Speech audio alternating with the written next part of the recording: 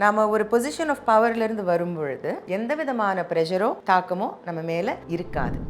சட்டப்படி முன்னாள் கணவரை மீட் பண்ண நாங்கள் ரொம்ப ஆண்டுகள் டேட் பண்ணோம். அவருக்கு அப்போ ஒரு ஆட் ஏஜென்சி அவர் வச்சுருந்தார். ஸோ என்னுடைய நிறுவனத்தை மெல்ல மெல்ல மூடிட்டு அவருடைய நிறுவனத்தை நடத்த ஆரம்பித்தேன். இது முதல் முட்டாள்தான். அண்ட் என்ன நீங்கள் சந்திச்சிங்க, என்கிட்ட தவற அணுகை யாவனுக்கு அது தைரியம் வருமா? ஆன்ஸ்க்ரீன் கூட வேறு யாரும் ஒரு கணவரோ பாய் ஃப்ரெண்டோ இருக்கக்கூடாது அப்படின்னு அது என்னுடைய தனிப்பட்ட ஒரு விருப்பம். அந்த ஷூட்டில் ஒரு கணவர் இருந்தார், ஆனால் மேலே கையெல்லாம் படாது. அதுவும் நான் ரொம்ப என்றைக்குமே கிளியர், அது தனிப்பட்ட விருப்பம். என்னுடைய பர்சனல் லைஃப் சாலிடாக செட்டில் ஆகிற வரைக்கும் எந்த ஊடகத்திலையும் நான் தோன்ற மாட்டேன். ஏன்னா என்னால் தயாரிப்பாளர் யாருக்கும் எந்த பிரச்சனையும் வரக்கூடாது. பெண் குழந்தைகளாக இருந்தாலும் ஆண் குழந்தைகளாக இருந்தாலும் குட் டச் பேட் டச். என்றைக்குமே ஒரு ஸ்விம்மிங் சூட் போட்டிருக்க, அதுக்குள்ளே உன்னை யாரும் தொடக்கூடாது. அப்படி யாராவது தொட்டாங்கன்னா தீ தீ என கத்திட்டு வெளியே ஓடு. இந்து தமிழ் திசை நேயர்களுக்கு வணக்கம். இன்னைக்கு நம்மளுடைய கெஸ்ட்டை பற்றி சொல்லணும் அப்படின்னா 90s கிட்ஸ் நிறைய பேருக்கு பிடிச்சவங்க அப்படின்னு சொல்கிறத விட நிறைய பேருக்கு இப்போ இன்ஸ்பிரேஷனாக இருக்காங்க அப்படிங்கிற ஒரு விஷயம் கண்டிப்பாக பொருத்தமாக இருக்கும். இட்ஸ் நன் அதர் தென் தொகுப்பாளர் மமதி சாரி அவர்கள். வணக்கம். வணக்கம் பிரியா, எப்படி இருக்கீங்க மேம்? பிரமாதமாக இருக்கேன், நீங்கள் எப்படி இருக்கீங்க? இருக்கேன். நான் உங்களுக்கு இன்ட்ரோ கொடுக்கும்போது சொன்னேன் தொகுப்பாளர் மமதி சாரி அப்படின்னு சொல்லிட்டு. ஆனால் அது எங்களுக்கு தெரிஞ்ச எங்களை மாதிரி 90s கிட்ஸுக்கு தெரிஞ்ச ஒரு மமதி சாரியோட முகம் அப்படின்னா அது சொல்லலாம். ஆனால் இப்போ தொகுப்பாளர் அப்படிங்கிறதையும் தாண்டி எழுத்தாளர் அவதாரமும் எடுத்திருக்கீங்க. ஸோ எப்படி போயிட்டுருக்கு இந்த ஜேர்னி? மனநிறைவோடு போயிட்டுருக்கு. சமீபத்தில் ஒரு 2 வாரத்துக்கு முன்னாடி நான் 3 மாதம் படித்த ஒரு காலேஜ் இருக்குது, அண்ணா ஆதர்ஷ் காலேஜ் ஃபார் விமன். 3 மாதம் பிஏ லிட்ரேச்சர் அங்கே படித்தேன். அதுக்கு பிறகு தான் மெடிசனுக்கு போயிட்டேன். ஆக்சுவலி அந்த டயத்தில் தலைமை ஆசிரியர் எனக்கு டிசி கொடுக்க மாட்டேன்னு நின்றுட்டாங்க எங்கள் அப்பா கிட்ட. இங்கே தான் படித்தான்னு இங்கே தான் முடிச்சாகணும் அப்படின்னு சொல்லிட்டு இருந்தாங்க. பட் ஆனால் அந்த 3 மாதங்கள் அவ்வளவு மனநிறைவாக மகிழ்ச்சியாக சந்தோஷமாக இருந்தது அந்த காலேஜில். இப்போ நான் 2 வீக்ஸ்க்கு முன்னாடி அவங்களுடைய லிட் ஃபெஸ்ட்டுக்கு தலைமை தாங்க அழைச்சிருந்தாங்க. அங்கே போயிட்டு அங்கே பேசிகிட்ருக்கும் பொழுது தான் இன்னொரு டாக்டரேட் ஸ்டூடெண்ட் ஒருத்தங்க இருந்தாங்க இங்கிலீஷ் டிபார்ட்மெண்ட்டில். என்னுடைய புத்தகங்களை கண்டிப்பாக அங்கே டிபார்ட்மெண்ட்டுக்கு கொண்டு போய் கொடுத்தேன், நாங்கள் படித்தேன் என்பதனால. அப்போ எனக்கு ஆசிரியராக இருந்த ஒருத்தர் தான் இப்போது ஹெட் ஆஃப் டிபார்ட்மெண்ட்டாக இருக்காங்க. அவங்கள கைடாக வச்சுட்டு தான் இவங்க டாக்டரேட் பண்ணியிருந்தாங்க. என் புக்ஸை பார்த்துட்டு அவங்க சொன்னாங்க, இந்த புக்கு என் பொண்ணுக்கிட்ட இருக்கே. ஸோ இப்போ சொல்லுங்க, இந்த பயணம் எப்படி இருக்கு? அவ்வளோ ஆக்சுவலி சொற்கள் இல்லை, களியோடு இருக்கேன் நான் இப்போ. பெருமகிழ்வா இருக்கீங்க அப்படிங்கிறது வார்த்தைகள் இல்லாம பார்க்கும்போது தெரியுது. ஸோ எஸ், நீங்க சொல்லியிருந்தீங்க இப்போ நான் உங்களை நிறைய பேருக்கு பிடிக்கும். ஆனா நன்றி, அது கேட்க ரொம்ப திருப்தியா இருக்கே. இல்லை, நிறைய பேருக்கு பிடிக்கும், ஆனால் அதையும் தாண்டி இப்போ நிறைய பேருக்கு இன்ஸ்பிரேஷனாக இருக்கீங்க அப்படிங்கிற ஒரு விஷயம் சொல்லியிருந்தேன் இல்லையா? கண்டிப்பாக யூ டிசர்வ் தட். பட் அதுக்கான ஒரு பயணமாகட்டும், அதுக்கான விஷயங்கள் நீங்கள் செய்யறதாகட்டும், அதெல்லாம் இருக்கு இல்லையா? அதெல்லாம் எப்படி கோ த்ரூ பண்ணீங்க அந்த காலத்தில்? அது தனிப்பட்ட ஒரு முயற்சியெல்லாம் கிடையாது. நான் பிறருக்கு ஒரு எடுத்துக்காட்டாக ஊக்குவிக்கும் ஒரு ஆளுமையாக இருக்கணும் என்பது ஒரு தனியான முயற்சி கிடையாது. நான் வாழ்க்கையில் இதை செய்யணும் அதை செய்யணும் என்பது தான் நாம் கான்ஷியஸாக எடுக்கக்கூடிய முயற்சிகளுக்கான இலக்குகள். இது இயல்பாக யதார்த்தமாக நடந்த ஒன்றா இருந்ததுன்னா அப்படி தான் இருக்கணும். அதற்கு முதற்கண் நன்றிகள். மேல் அங்கே இருக்காரே அவருக்கு. என்னை பொறுத்தவரையில் நான் நானாக தான் இருப்பேன். எனக்கு எதில் நம்பிக்கை இருக்கோ, இது சரி இது தவறு. ஏன்னா வாழ்க்கையில் கிரே எல்லாம் இருக்கலாம், ஆனால் பெரும்பாலும் எல்லாமே பிளாக் அண்ட் ஒயிட்டாக தான் இருந்தாகணும். அறம் என்பது அறம், அறமற்றவை என்பது அறமற்றவை, தெரிந்தது தெரிந்தது, தெரியாதது தெரியாதது, சரி தவறு, இதெல்லாம் ரொம்ப கிளியரான 2 கேட்டகரி. அதனால தான் எனக்கு உடன்பாடு இல்லாத எந்த ஒரு செயலையும் செய்ய மாட்டேன். தொலைக்காட்சி ஒரு எந்த ஊடகமாக இருந்தாலும் சொல்லவும் மாட்டேன். எனக்கு ஒன்று முழுமையாக தெரியும் அப்படின்னு இருந்தால் மட்டும்தான் சொல்லுவேன். தெரியலை, அந்த நிகழ்ச்சிக்கு அது தேவைன்னா ஆராய்ந்து தெரிந்து கொண்டு அதற்கு பிறகு தான் அதை சொல்லுவேன். தவறுனா தவறு, அது கடவுளே நின்னாலும் தவறு தவறு தான். அப்படி நின்னதுனால தான் மட்டுமே இது நடந்திருக்கணும் ஏன்னா நான் நம்புகிறேன், வேறு வழி கிடையாது இல்லையா? Correct correct.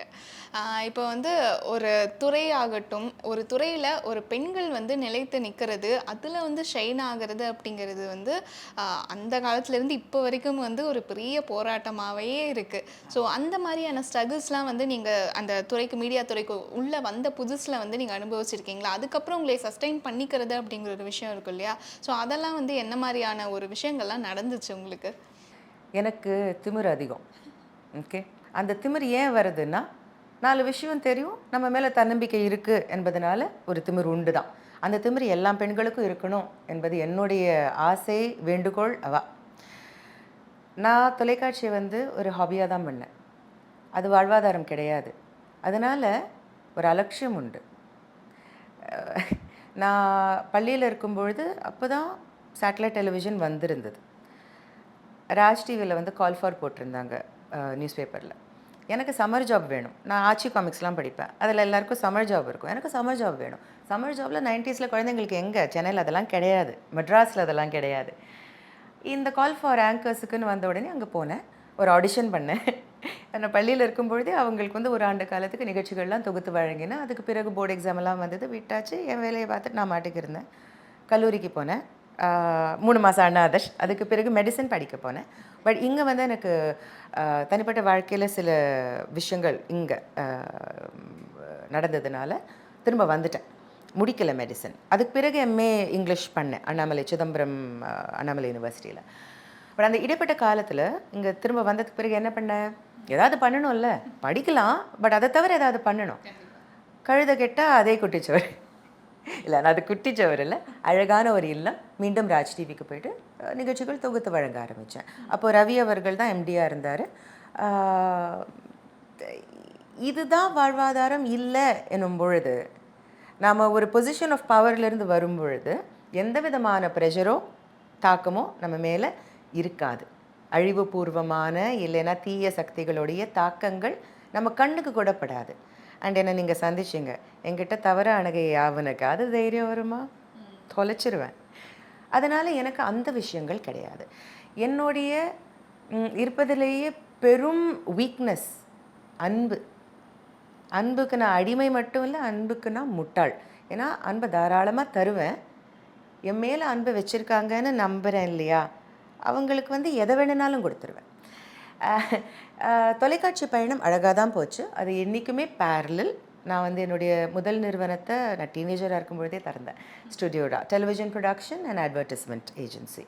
அதற்கு பிறகு என்னுடைய இப்போது சட்டப்படி முன்னாள் கணவரை மீட் பண்ணேன். நாங்கள் ரொம்ப ஆண்டுகள் டேட் பண்ணோம். அவருக்கு வந்து அப்போது ஒரு ஆட் ஏஜென்சி அவர் வச்சுருந்தார். ஸோ என்னுடைய நிறுவனத்தை மெல்ல மெல்ல மூடிட்டு அவருடைய நிறுவனத்தை நடத்த ஆரம்பித்தேன். இது முதல் முட்டாள்தனம். ஏன்னா அவர் ஒன்றா சொன்னார், உன்னுடைய கம்பெனியை மூடிட்டேன் அப்படின்னாரு.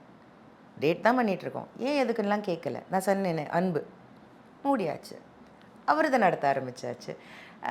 அதுக்கு பிறகு நாங்கள் சேர்ந்தே வந்து ஒரு real estate promotion lead marketing and promotion and sales agency start பண்ணோம். பெருமைக்குரிய ஒரு விஷயம் என்னென்னா, அந்த நேரத்தில் இந்தியாவிலே முதல் முறையாக டெவலப்பரோட ஒரு எம்ஜி போட்ட முதல் ஏஜென்சி நாங்கள் தான், மினிமம் கேரண்டி சேல்ஸ். ஸோ நிறுவனம் நல்லா தான் நடந்துட்டு இருந்துச்சு. அதே நேரத்தில் என்னுடைய தொலைக்காட்சி பயணம் போய்கிட்டே தான் இருந்தது. நீங்கள் நாமக்கல் போகும்பொழுது பாட்டி வீட்டுக்கு நீங்கள் பார்த்த நிகழ்ச்சியெல்லாம் அந்த காலகட்டத்தில் வந்து தான் இருக்கும். முதல் வணக்கம், ஹலோ தமிழா, சமையல் கிச்சன் கில்லாடிகள், ஜில்லுன்னு ஒரு ஜோடி, ஜில்லுன்னு ஒரு சேலஞ்ச், இது எல்லாமே அந்த நேரம் நடந்தது.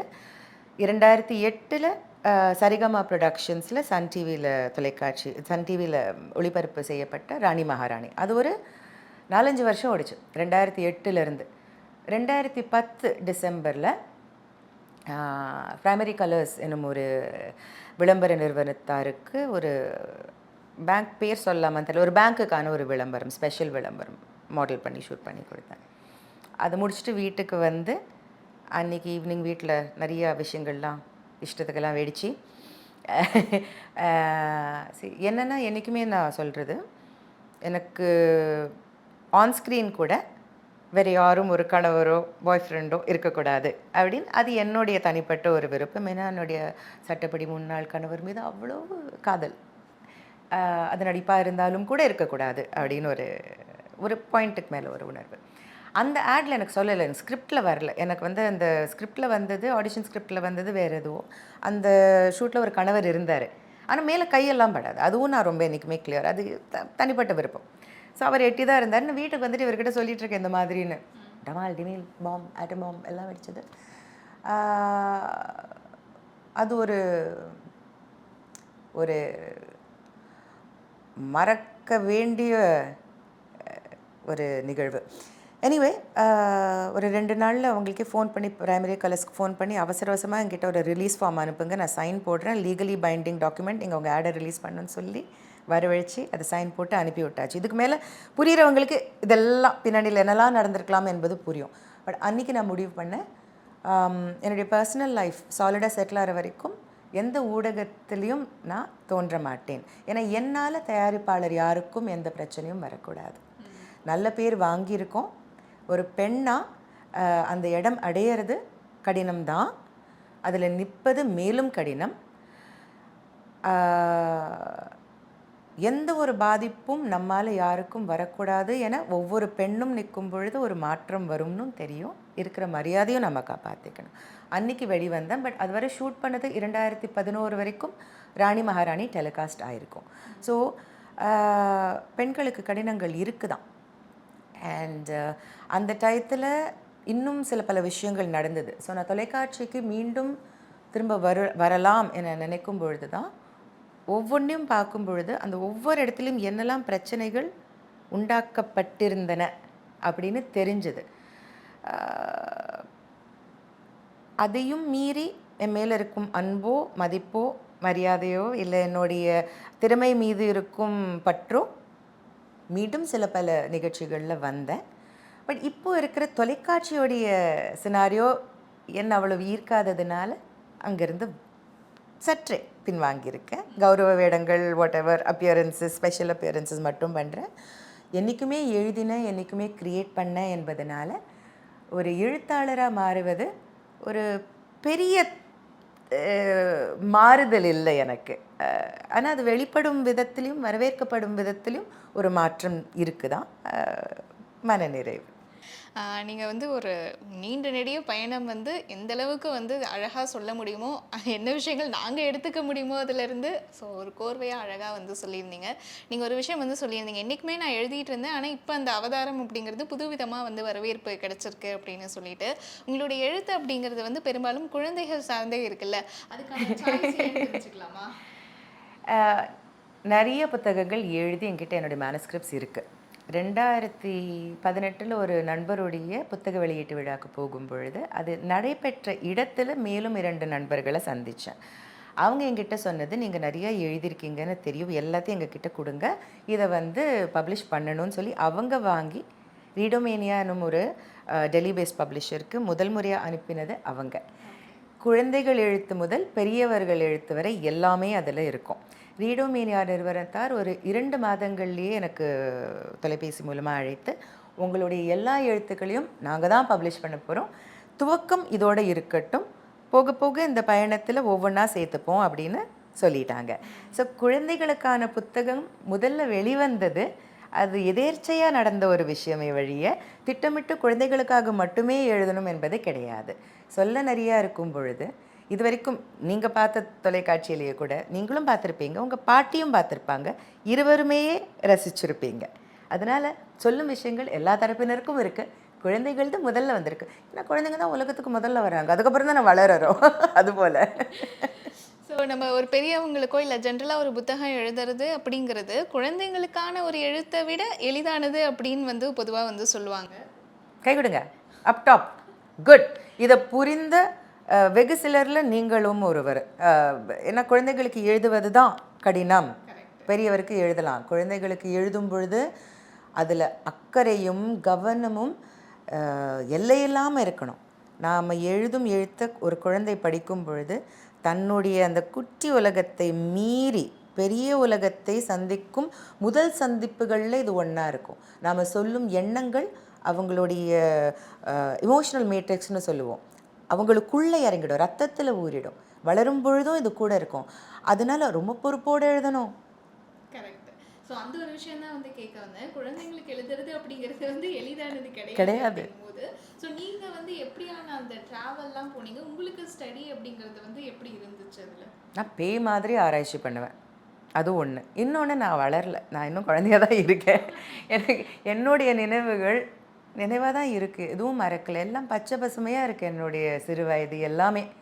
அ ஒரு பெரிய வரம் எனக்கு வந்து கடவுள் குடுத்தது என்னன்னா, கெட்டது நெறையா மறந்துரும். எனக்கு நெறைய என்னுடைய மெமரியில கேப்ஸ் நெறைய இருக்கு. நெறைய ட்ராமா பார்த்ததுனால கேப்ஸ் நெறையா இருக்கும். ஆனா இந்த கேப்ஸ் எதுனா, இருக்கிறதுலயே அது உழுக்கும் அனுபவங்கள் இல்ல, அதெல்லாம் மறந்திருக்கும். அதோட சேர்த்து நெறைய நபர்களையும் மறந்திருக்கேன். அவங்க எதுவும் தப்பு பண்ணியிருக்க மாட்டாங்க. ஏதாவது பேடா நடக்கிற டயத்துல சுத்தி இருந்த நபர்கள் மறந்திருக்கேன் தான். அப்படி உங்கள்ல யாரையாவது மறந்திருந்தேன்னா மன்னிச்சிடுங்க. பிகாஸ் அது டெலிபரேட்டா கிடையாது. It's mind's way of protecting itself. So அந்த கேப்ஸ் உண்டு. ஆனா நல்லவை எல்லாமே ஞாபகம் இருக்கும். என்னுடைய சிறு வயது செமையானது. ஓடி, ஆடி, விளையாடி, சுதந்திரமா திரிந்து இப்போ சமீபத்தில வெளிவந்த அவிராவுடைய வாழ்க்கைய பார்த்தா, அவளுடைய வாழ்க்கையும், என்னுடைய வாழ்க்கையும் ஒரு மாதிரி பேரலலா தான் இருக்கும். என்னுடைய கெட்டிக்குட்டியுடைய லைஃப்பும், என்னுடைய லைஃப்பும் பேரலல் இருக்கும். அ இதில பலவற்று வந்து நான் அனுபவித்து எழுதியது. அ அதனால எல்லாமே ஃப்ரெஷ்ஷா தான் இருக்கும் மைண்ட்ல. அத தவிர இங்கிலீஷில் எழுதினா அது இங்கிலீஷாக இருக்கணும். தமிழில் எழுதினா அது தமிழாக இருக்கணும். தமிழில் வந்து இது சான்ஸ்கிரிட்லேருந்து தமிழுக்கு வந்தது, இது தமிழ்லேருந்து சான்ஸ்கிரிட்டுக்கு போனது என பல சொற்கள். நான் வார்த்தைங்கிற சொல் நான் சொல்ல மாட்டேன். சொற்கள் ஏன்னா சொல் தான் தமிழ், வார்த்தை வந்து சான்ஸ்கிரிட். ஒன்றோட ஒன்று தெளிவில்லாமல் எது எங்கேருந்து வந்ததுன்னு தெரியாமல் இருக்கும். ஆனால் நமக்கு சொல்வளம் அதிகம். அதனால் அது இல்லாத ஒரு நிலையில் இணைச்சொற்கள் நிறையா இருக்குது. இணைப்பொருள் கொடுக்கும் சொற்கள். ஸோ தமிழ் குழந்தைங்க தமிழில் படிக்கும் பொழுது தூய தமிழ் படிங்க, தவறில்லை. சொல்லுன்னு சொல்லுங்க, பொருள்னு சொல்லுங்க, அர்த்தம்னு சொல்லாதீங்க. இந்த மாதிரி தேர்ந்தெடுத்து தான் தமிழ் புத்தகங்கள், தமிழ் நூல்களில் நான் பயன்படுத்துவேன். இப்போ நம்ம அன்றாடம் பேசும் பொழுது இந்த சில வார்த்தைகள் வரலாம். ஆனால் எழுதும் பொழுது குழந்தைங்களுக்கு அதை சீராக கொடுத்துட்டோன்னா தமிழ் காணாமல் போகுது அப்படின்னு சொல்கிறோம்ல, அது காணாமல் போயிடும். கரெக்ட். ஏதாவது ஒரு குழந்தைங்க இப்போ புத்தகங்கள் படிக்கிற நிறைய குட்டி வாசகர்கள்லாம் வந்து இருப்பாங்க இல்லையா? ஸோ அவங்களோட ரிசீவ் அந்த புத்தகம் படித்து அவங்க எடுத்துக்கிட்ட ஒரு விஷயம் உங்ககிட்ட வந்து சொல்லும்போது அது இன்னுமே ஹாப்பியாக இருக்கும். அந்த மாதிரி இது வந்து மறக்க முடியாதது இருக்கா ஏதாவது? முந்தா நேற்றுக்கு ஒரு படம் வந்தது. அவிரா வந்து ஒருத்தங்க வீட்டுக்கு போயிருக்கு. அவிரா 5 முதல் 10 வயது வரை இருக்கும் குழந்தைகளுக்காக எழுதி வரையப்பட்டா. இந்த புள்ள 11வதுல இருக்காரு. அவர் உட்காந்து அவிரா படிச்சிட்ருக்காரு. அவங்க அம்மா தெரியாமல் ஒரு ஃபோட்டோ எடுத்து எனக்கு அனுப்பிட்டாங்க. பாப்பா இதை நான் யூஸ் பண்ணலாமா, இன்ஸ்டாவில் போடவா? ஐயோ வேண்டாம் வேண்டாம், அவன் போஸ்ட் பண்ணி உங்களுக்கு கொடுக்குறேன்னு சொல்லியிருக்காப்புல. ஆனால் அந்த புக்கு ரொம்ப நல்லா இருக்குன்னு சொல்லிட்டு காலேஜ் போகிறவங்க அண்ணா கிட்ட கொடுத்து நீ படி நல்லா இருக்குன்னு சொல்கிறாராம். ஸோ அதை விட என்ன வேணும்? சூப்பரான ஒரு விஷயம். ஸோ இப்போ வந்து நீங்கள் வந்து குழந்தைங்களோட உலகத்தை கவனிக்கிறதும் சரி, குறிப்பாக வந்து பெண் குழந்தைகள் மேலே உங்களுக்கு அக்கறை இருக்கிறதுனால குறிப்பாக இல்லை, எனக்கு 2 குழந்தைங்க மேலேயும் அக்கறை. அது ஏன் பிரிக்கணும் பெண் ஆணுன்னு? இந்த பிரிவினை நாம் கிரியேட் பண்ணிட்டு குழந்தைங்க மைண்டில் திணிக்கக்கூடாது. சிறுவர் என்றால் பெண் ஆண் இருவரும் சிறுவர், எல்லார் மேலேயும் பற்றிருக்கு. ஓகே. அப்போ குழந்தைகளுக்கு இந்த சமுதாயத்தில் இருக்க குழந்தைகளுக்கு உங்கள் தரப்புலேருந்து நீங்கள் சொல்லணும் அப்படிங்கிற விஷயம்னா வந்து எது சொல்வீங்க? இவ்வளோ இருக்கு. பாரதியார் சொல்லியாச்சு, அங்கேருந்து தான் தொடங்கியானோம். ஓடி விளையாடு பாப்பா, நீ ஓய்ந்திருக்கலாகாது பாப்பா, கூடி விளையாடு பாப்பா, ஒரு குழந்தையை வெய்யாதே பாப்பா. இவ்வளவுதான் அடிப்படை. குழந்தைகளில் ஆண் குழந்தை பெண் குழந்தை என எந்த வித்தியாசமும் கிடையாது. உலகை மாற்றும் ஒரு பெரிய வலிமை பெண்களுக்கு இருக்கு. அது ஏன் என்பது பெரியவருக்கு சொல்லும் பொழுது நான் சொல்கிறேன். ஆனால் சிறுமியர் உங்களுக்கு இப்போ நான் சொல்கிறது, எல்லாரோடையும் விளையாடுங்க. ஓடி காலார சத்தமாக கத்தி கூச்சலிட்டு சிரித்து மகிழ்ந்து விளையாடுங்க. இவங்க பாய்ஸு இது கேர்ள்ஸுன்னு எதுவும் பிரிக்க தேவையில்லை. எல்லாரோடையும் சேர்ந்து போட்டி போடுங்க. நல்லா படிங்க, நிறைய படிங்க, பிடிச்சதெல்லாம் படிங்க. படிக்க பிடிக்காத படிக்க பிடிச்ச எதுவும் இல்லைன்னா தேடி தேடி உங்களுக்கு பிடிச்சதை கண்டுபிடிச்சி படிங்க. ஏன்னா இன்னைக்கு நீங்கள் என்னெல்லாம் கற்றுக்குறீங்களோ, எப்படி வளர்கிறீங்களோ, நாளைக்கு உலகமே அப்படி தான் ஆகும். ஏன் ஏன்னா இன்னைக்கு பெரியவங்க தானே உலகத்தை நடத்துகிறாங்க. அப்போ நாளைய பெரியவங்க யார்? நீங்கள் தானே. நீங்கள் வளர்ந்ததுக்கு பிறகு நாளைய உலக நீங்கள் தான் நடத்த போகிறீங்க. இன்றைக்கி உலகத்தில் இது நடக்குது, பயமாக இருக்குது, climate சேஞ்ச் பயமாக இருக்குது, இல்லை climate சேஞ்ச் பிடிக்கலை, இவங்க இப்படி பண்ணுறாங்க, அது தப்பு, ஒன்று பயமாக இருக்குது, இல்லை பிடிக்கல. இந்த 2 ரியாக்ஷன்ஸ் தான் பெரும்பாலும் குழந்தைங்களுக்கு, இல்லையா? அப்படி இருக்கும் பொழுது நீங்கள் என்ன பண்ணலாம்? நாளைக்கு இதெல்லாம் இல்லாமல் பார்த்துக்கலாம். அது உங்கள் கையில் இருக்குது. அதுக்கு நிறையா படிக்கணும், நிறையா விளையாடணும், சமமாக போட்டி போடணும். எதுலேயும் வித்தியாசம் கிடையாது.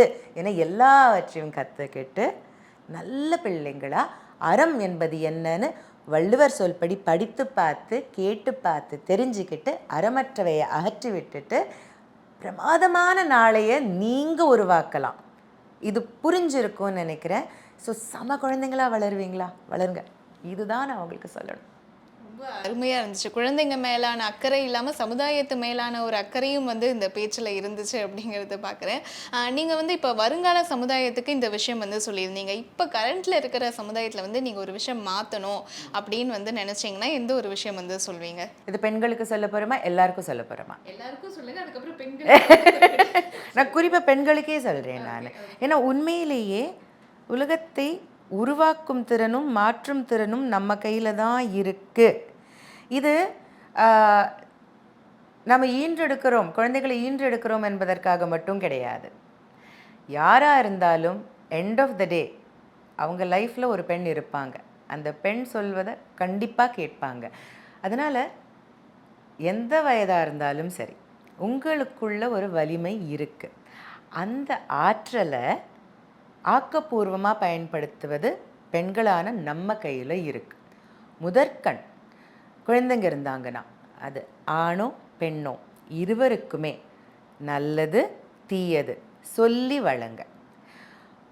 பெண் குழந்தைகளாக இருந்தாலும் ஆண் குழந்தைகளாக இருந்தாலும் குட் டச் பேட் டச்.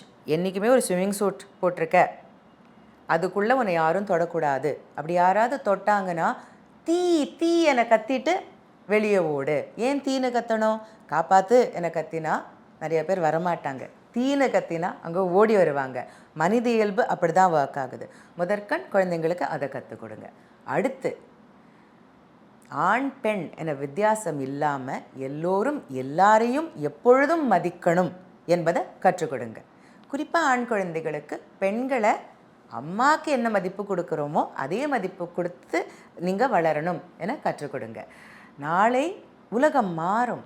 நம்ம 5 ஆண் குழந்தைகளில் ஒரு ஆண் குழந்தைக்கு வந்து ஏதாவது ஒரு விதத்தில் பாலியல் ரீதியாக பாதிப்பு ஏற்படுது. அதே போல் 3 பெண் குழந்தைகளில் ஒரு பெண் குழந்தைக்கு இது போன்ற பாலியல் வன்முறை இழைக்கப்படுது என ஆண்டாண்டாக கேட்டுட்ருக்கோம். கேட்டு அதை மறந்துடக்கூடாது. ஆனால் அதை மாற்றக்கூடிய திறன் உங்கள் கையில் இருக்குது.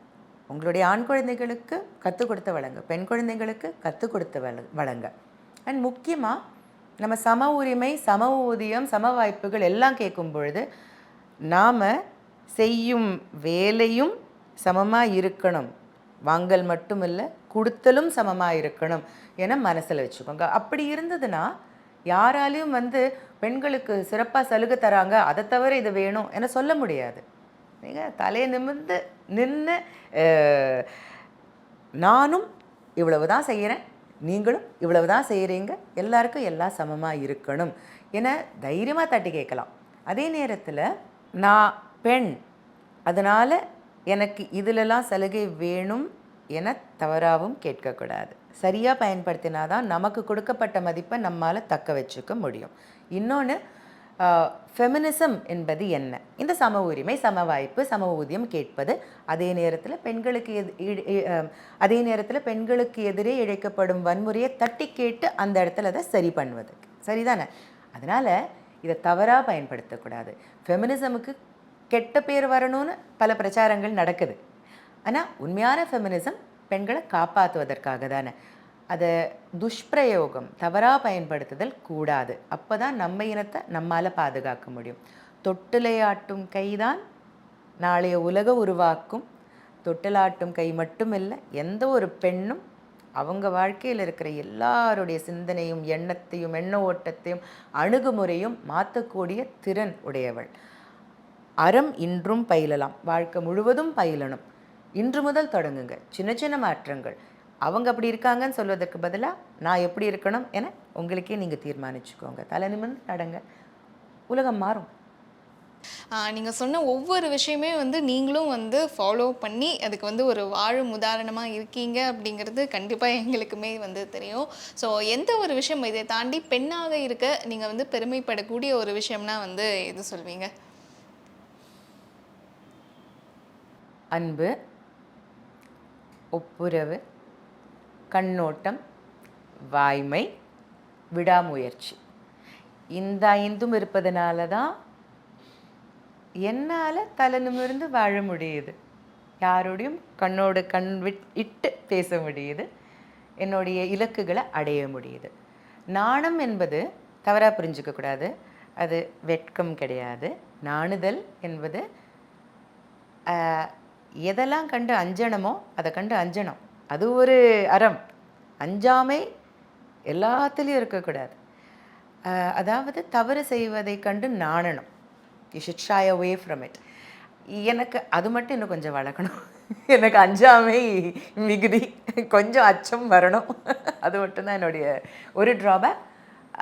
ஆனால் வள்ளுவர் சொன்ன மற்ற 4ம் அதோடு இணைந்து விடாமுயற்சியும் பெண்ணாக இருப்பதில் நான் பெருமிதம் கொள்ளும் விஷயங்கள். ஓகே. நீங்கள் வந்து இதுக்கு முன்னாடி சில விஷயங்கள் பேசும்போது சொல்லியிருந்தீங்க, பாலியல் துன்புறுத்தல் அப்படிங்கிறது குழந்தைகளுக்கும் பெண்களுக்கும் வந்து இப்போ டெய்லி ஒரு செய்தி நம்ம ஓப்பன் பண்ணாலே வந்து ஒரு நாளைக்கு 4-5 செய்திகள் வருது அப்படிங்கிறது வருத்தமளிக்கக்கூடிய ஒரு விஷயமா இருக்குது. உண்மையாலுமே வந்து என்னதான் பிரச்சனை சமுதாயத்தில் அப்படின்னு நீங்கள் நினைக்கிறீங்க? இவ்வளோதான், நான் ஏற்கனவே சொன்னது தான். நம்முடைய கண்ணோட்டம் சீராக இருக்கணும். அது பெற்றோர் கையில் தான் இருக்குது. ஆண் குழந்தைகளுக்கும் பெண் குழந்தைகளுக்கும் சிறு வயதிலிருந்தே எது நல்லது எது கெட்டது என சொல்லிக் கொடுக்கும் பொழுது எல்லாரும் எல்லோரையும் மதிக்கணும். பெண் உன்னை விட குறைவு கிடையாது, ஆண் உன்னை விட குறைவு கிடையாது. 2 தரப்பிலும் கற்றுக் கொடுத்து வளர்க்கணும். சமம், 2 பேரும் இணைந்தால் தான் உலகம் நடக்கும். பெண்கள் மட்டுமே உலகில் இருந்தால் உலகம் ஒரு நாள் மாய்ந்துடும். ஆண்கள் மட்டுமே இருந்தால் இன்னும் விரைவாக உலகம் நின்றுடும். இருவரும் தேவை, ஒன்றா செல்லணும்.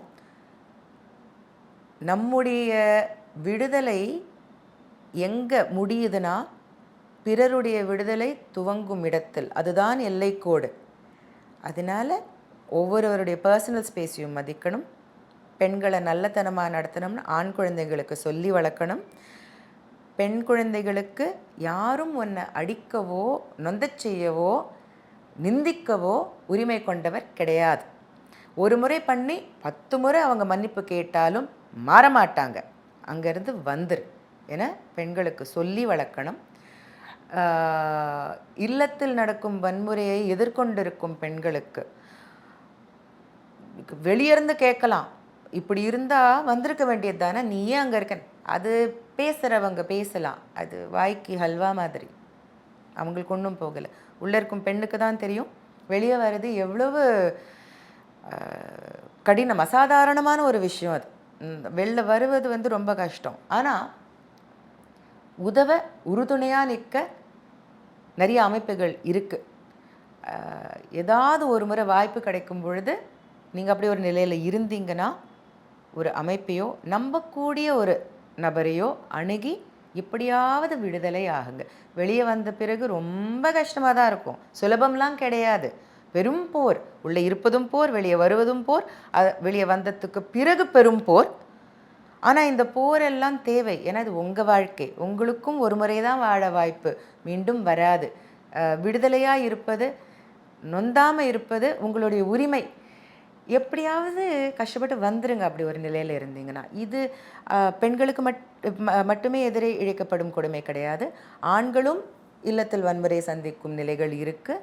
ஆண் குழந்தைகளுக்கு எதிராகவும் பாலியல் கொடுமைகள் நடக்குது. இருவருக்கும் தான் நான் சொல்வது, பெண்களுக்கு மட்டும் இல்லை. விழுக்காடு பெண்களுக்கு எதிரே இழைக்கப்படுவது அதிகம், ஏன்னா உடல் வலிமை நமக்கு குறைவு. அதனால் இப்போ வந்து உங்களுடைய லைஃப் அப்படின்னு சொல்லி எடுத்துக்கிட்டோம்னா இப்போ நிறைய சந்தோஷமான விஷயங்கள் வந்து தருணங்கள் இருந்தது அப்படின்னு வந்து சொல்கிறீங்க. இப்போ யார் எடுத்தாலுமே எல்லார் வாழ்க்கையிலுமே ஒரு நாணயத்தோட இரு பக்கம் மாதிரி சந்தோஷம் இருந்தால் வந்து இன்னொரு பக்கம் துயரமான விஷயங்களும் வந்து இருக்கும். அந்த மாதிரி சமயத்தில் உங்களுடைய தனிமையை வந்து எப்படி தாண்டி வந்தீங்க, எப்படி அந்த மனநிலையை கடந்து வந்தீங்க அப்படிங்கிறது? நான் இன்னும் தனியாக தானே இருக்கேன். தனியாக இருப்பதற்கும் தனிமையாக உணர்வதற்கும் பெரிய வித்தியாசம் இருக்குது. பெரும்பாலும் தனியாக இருப்பதில் எனக்கு எந்த ஒரு ஐயமும் கிடையாது. ஏன்னா நிறைய செய்ய வேண்டியது இருக்குது. அது செய்வதற்கான இடம் அதனால் எனக்கு கிடைக்குது.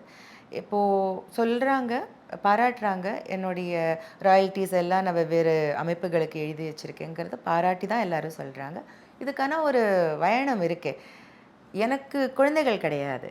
அதனால் நான் யாருக்கும் எதுவும் விட்டுட்டு போகணும் என்பது கிடையாது. தனிமை தரும் ஒரு பெரிய வலிமை இது. அதனால் எல்லாருக்கும் என்னால் ஈகை செய்ய முடியுது, திருப்தியாக செய்ய முடியுது. இது இந்த தனிமையை உணர்வது இல்லாமலாம் இருக்காது. நானும் மனுஷி தானே, வலிக்கும், கஷ்டமாக இருக்கும். ஆனால் இருப்பதிலேயே விலை மதிக்க முடியாத ஒன்று எது தெரியுமா? அமைதி. அந்த அமைதியோடைய விலை மதிக்க முடியாதுன்னு சொல்லிட்டேன். ஆனால் அதுக்கு நம்ம செலுத்த வேண்டிய கட்டணம் பெருசு. அந்த கட்டணத்தை தான் தனியாக இருந்து செலுத்துகிறேன். அதனால் அந்த தனிமை வரும்பொழுது அதை நினச்சிப்பேன். எஸ், பெருசாக அதை செய்கிறோம், வீட்டுக்கு போகிறோம், எண்ட் ஆஃப் த டே அதை தனியாக தான் நம்ம அந்த செஞ்சதையும் தனியாக தான் உட்காந்து கொண்டாடுறோமோ உணர்கிறோமோ, அது எதுவோ. கூட யாராவது இருந்தால் நல்லா தான் இருக்கும் நம்ம கொண்டாட. ஆனால் அந்த கூட யாராவது ஒருத்தங்க இருப்பது எவ்வளவு கடினமாக இருக்கக்கூடும் என எல்லாம் தாண்டி வந்ததுனால அந்த மகிழ்வை விட இந்த நிலை எனக்கு அமைதி.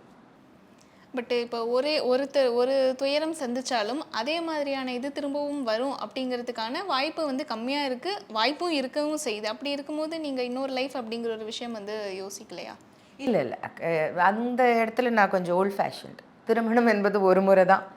அதனால தான் நான் சட்டப்படி முன்னாள் கணவர்னு அதை அந்த அந்த முன்னிணைப்போடு தான் சொல்லுவேன். நான் எல்லாம் சம்பிரதாயம் சடங்கு எல்லாம் பண்ணி இவர் தான் கணவர் என ஏற்றுக்கிட்டாச்சு. அது மாறாது, அவ்வளோதான். ஒன்ஸ். ஓகே. இப்போ இடையில உங்களுக்கு உடல்நிலை சரியில்லாமல் இருந்துச்சு இல்லையா? ஸோ அந்த ஒரு காலகட்டம் அப்படிங்கிறது எப்படி இருந்துச்சு? உண்மையில் ரொம்ப சிந்திக்க நேரம் இல்லை. அப்போ ஃபோக்கஸ் அதுதான். இந்த ஃபுல் சைடு விழுந்துருச்சு. தினம் ஹாஸ்பிட்டலில் ஒரு 1.5 மணி நேரம் அவங்களோட அசிஸ்டட் தெரப்பி. வீட்டுக்கு வந்த பிறகும் ஒரு 1.5 மணி நேரம் 4 முறை ஒவ்வொரு நாள்லேயும் எக்ஸசைசஸ். சாப்பிடலாம் முடியாது, எல்லாம் கொட்டும். அதனால் சிந்திக்க நேரம் இல்லை. எக்ஸசைஸ்லேயே ஓடிட்டே தான் இருக்கும். அண்ட் அப்படியே மனசில் சரியானோ சரியானோ சரியானோ சரியானோ அப்படிங்கிற ஒரு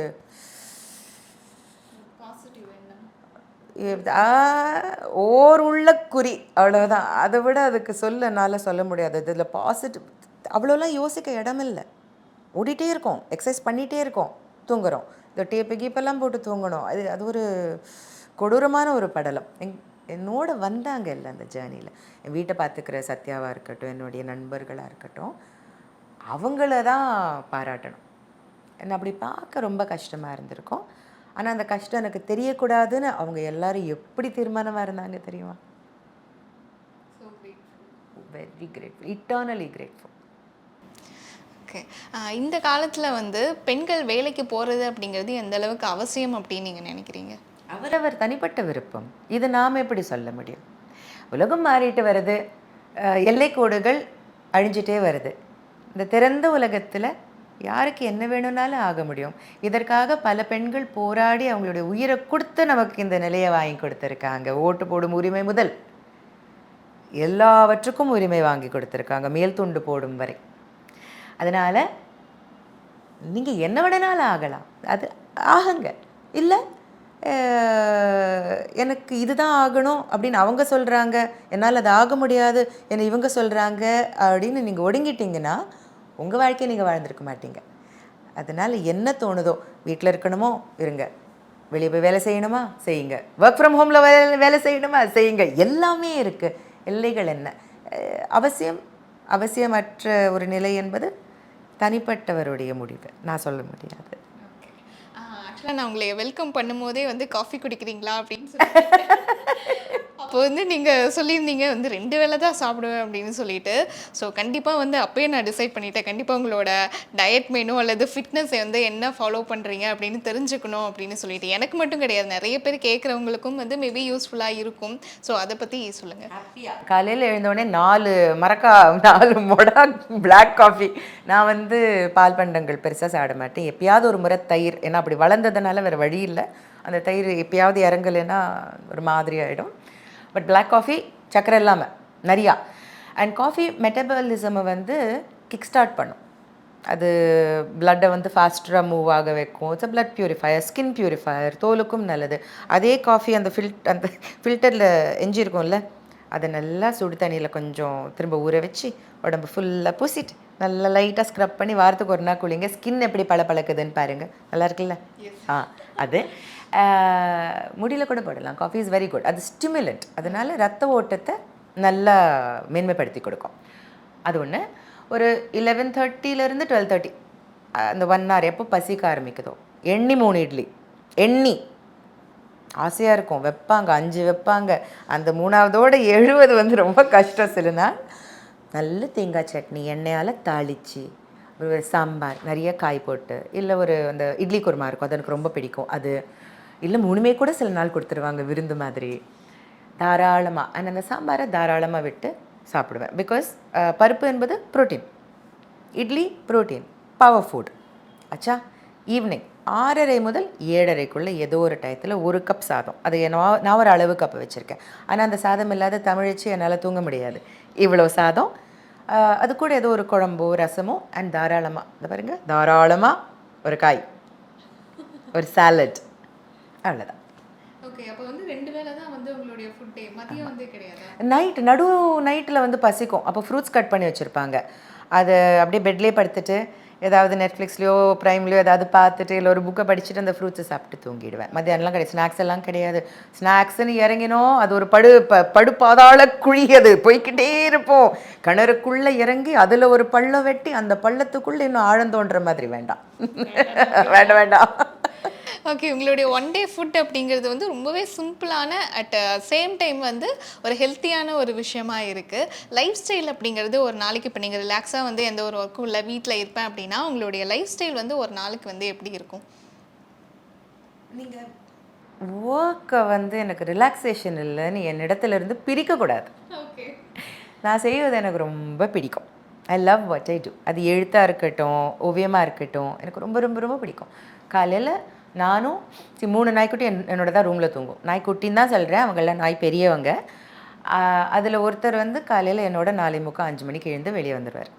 அவர் மாட்டுக்கு அவர் வேலையை பண்ணுவார், நான் மாட்டுக்கு என் வேலையை பண்ணிவிட்டு ஒரு 5:30க்கெலாம் என்னுடைய ஆஃபீஸ் ரூம் டேபிளில் உட்காந்துருவோம். அப்போ தொடங்கும் நாள். ஈவினிங் 7 மணிக்கு மணி அடிக்கும். மணி அடிக்கும்னா அதுக்கு மேலே மூளை வேலை செய்யாது. இடையில் நான் சொல்கிறேன், இந்த இட்லியாக இருக்கட்டும், சாயந்தரம் ஒரு 5 மணிக்கு ஒரு சோயா பால் காஃபி குடிப்பேன். அதை விட்டுட்டேன், சோயா மில்க் காஃபி. அவங்க சத்யா கேட்டேக்கர், அவங்க மாட்டுக்கு கொண்டு வந்து டேபிள் ஏதாவது கொடுப்பாங்க, நான் மாட்டுக்கு சாப்பிடுவேன். அது வரதும் தெரியாது, சாப்பிடுறதும் தெரியாது. அளவான ஃபிக்ஸ் ஆனதுனால அதிகமாகாது. இவ்வளோதான். இதுதான் என்ஜாய்மெண்ட். ஏன்னா ஒவ்வொரு எழுத்தும் ஒவ்வொரு ஓவியமும் புதுசு. அது ரொம்ப மனசை ஈர்க்கும்படி அந்த நாள் ஓடும். அது இல்லாமல் எனக்கு இருக்க தெரியாது. இது வேலை இல்லை, இது என்ஜாய்மெண்ட். அது இந்த 7 மணிக்கு மணி அடிச்சுட்டு வெளில வரேன்ல, அப்போது ஏதாவது பார்ப்பேன், சீரியல்ஸ், சம்திங், மூவி, எது வந்தாலும் பார்ப்பேன். நல்ல பண்டில் படமாக இருந்தால் ரொம்ப விரும்பி பார்ப்பேன். சி கிரேட் படம். நீங்கள் வந்து சொல்லியிருந்தீங்க, அங்கே நம்ம புத்தக வெளியீட்டு விழாவிலையும் நான் ஒரு விஷயம் நோட் பண்ணேன். இங்கே வந்தபோது ஒரு விஷயம் வந்து சொல்லியிருந்தீங்க, ஏசி ஆகட்டும், அங்கே வந்து அந்த பிளாஸ்டிக் பாட்டில் யூஸ் பண்ண மாட்டேன், இது ஒரு விஷயம் இருக்கணும் அப்படிங்கிற ஒரு விஷயம் வந்து சொல்லியிருந்தீங்க. ஸோ இந்த மாதிரி சின்ன சின்ன விஷயங்கள் வந்து பார்த்து நீங்கள் பேசினதை வந்து நான் நோட் பண்ணேன். ஸோ அந்த இயற்கை சார்ந்த பொருட்கள் யூஸ் பண்ணுறதாகட்டும், இல்லை ரீயூஸ் பண்ணுறது, இப்போ நீங்களே சொல்லியிருந்தீங்க காஃபி குடிச்சிட்டு அதை வேஸ்ட் பண்ண மாட்டேன், குப்பை தொட்டியில் போட மாட்டேன், ஸ்க்ரப்பாக யூஸ் பண்ணுவேன் அப்படின்னு சொல்லிட்டு. ஸோ இந்த மாதிரி சின்ன சின்ன விஷயங்கள் வந்து நோட் பண்ணும்போது உங்களை லைஃப் ஸ்டைலும் வந்து டோட்டலாக அப்படி தான் இருக்கா? என்ன மாதிரி எதனால் இந்த ஒரு விஷயத்துக்கு வந்து நீங்கள் மாறினீங்க? மாறல, எப்போதும் நான் இப்படி தான் இருந்தேன்.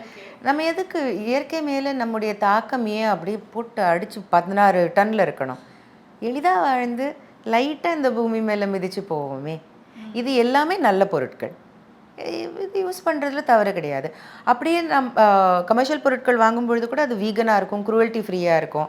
விலங்குகள் மேலே பரிசோதனை செய்யப்படாத பொருட்கள் மட்டும்தான் வாங்குவோம். அப்படி கிடைக்கலனா இயற்கை சார்ந்த ஒரு பொருள் அதில் அது அதற்கு ஒரு சப்ஸ்டியூட்டாக யூஸ் பண்ணுவேன், மாற்று பொருளாக. ஒரு பாட்டில் வருது, காஃபி காஃபி போட்டு பாட்டில் வரும் கடையில் வாங்கும்பொழுது, அந்த பாட்டில் எதுக்கு தூக்கி போடணும்? எங்கள் வீட்டில் உளுத்தம் பருப்பும் துவரம் பருப்பும் அதில் உட்காந்துருக்கும். காஃபி போட்டு இந்த சைஸில் பாட்டில் வரும், அதில் மிளகாத்தூளும் இந்த தனியாத்தூளும் அதில் உட்காந்துருக்கும். ஏன் தூக்கி போடணும்? நல்லா தானே இருக்குது. ஒரு உடையாக இருக்கட்டும், ஒரு பொருளாக இருக்கட்டும், அது இத்து போய் பிஞ்சு போய் அதுக்கு பிறகு அதை யூஸ் பண்ண முடியாதுங்கிற நிலையில் தூக்கி போட்டால் போதும்.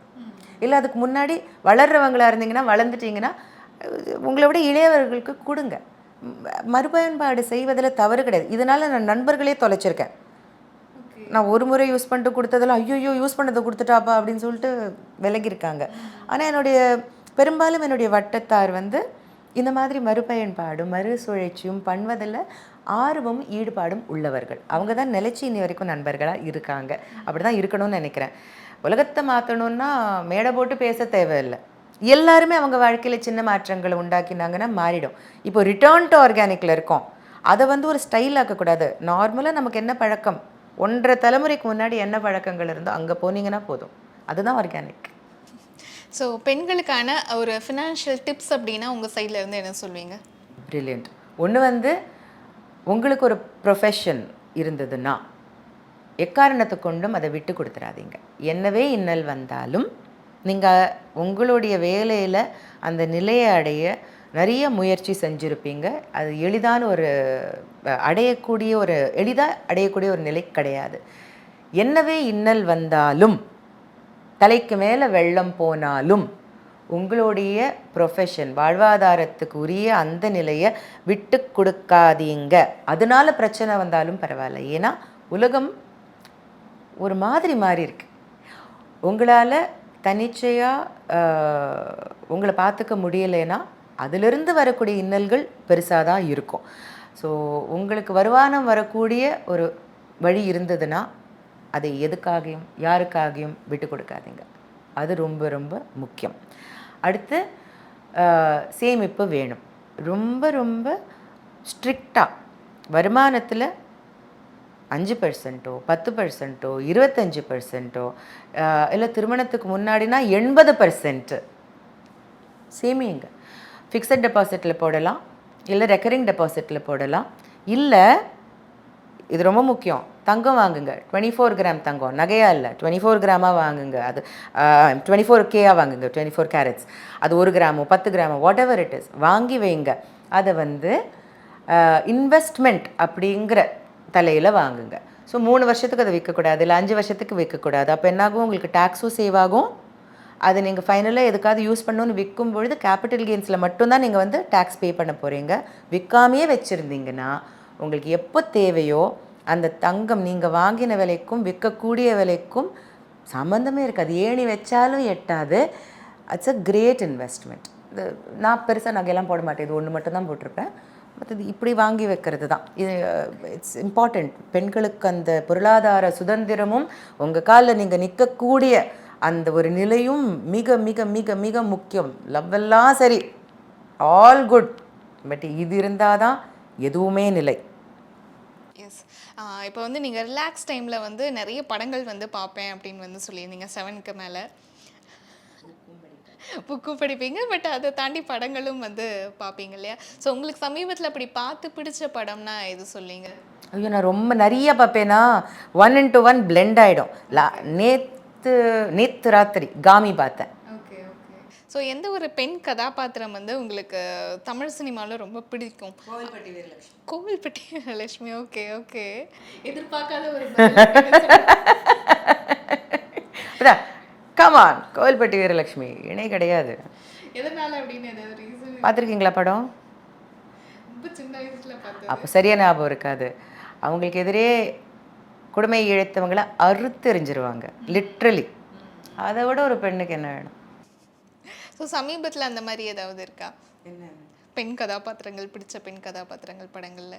நீங்கள் ஆல் டைம்னு கேட்டீங்க, கோவில்பட்டி.